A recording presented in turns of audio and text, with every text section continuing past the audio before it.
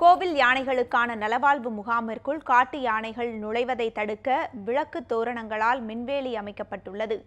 தமிழக அரசு சார்பில் நடைபெற்று வரும் யானைகள் நலவாழ்வு புத்துணர்வு முகாம் கோவை மாவட்டம் தேக்கம்பட்டி என்ற இடத்தில் 7வது ஆண்டாக நடைபெற்று வருகிறது. கடந்த 14ஆம் தேதி தொடங்கிய இந்த முகாம் வரும் ஜனவரி 30ஆம் தேதி வரை நடைபெற உள்ளது. 28 யானைகள் பங்கேற்றுள்ள இந்த முகாமிற்குள் காட்டு யானைகள் ஊடுருவி தாக்குதல் நடத்த முயல்வதாக புகார் எழுந்தது.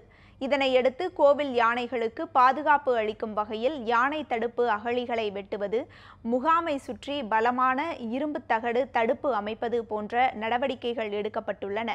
இது தவிர 5 ஏக்கர் பரப்பளவில் முகாமை சுற்றி மின் விளக்கு வேலியும் போடப்பட்டுள்ளன.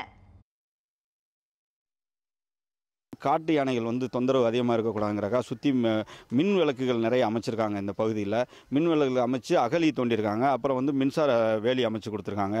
தகரங்களும் இந்த ட்ரிப்பு நல்ல முறையில் அமைச்சு கொடுத்துருக்கனால காட்டு யானைகள் தொந்தரவு அவ்வளோ அதிகமாக இருக்காதுன்னு நாங்கள் எதிர்பார்க்குறோம்.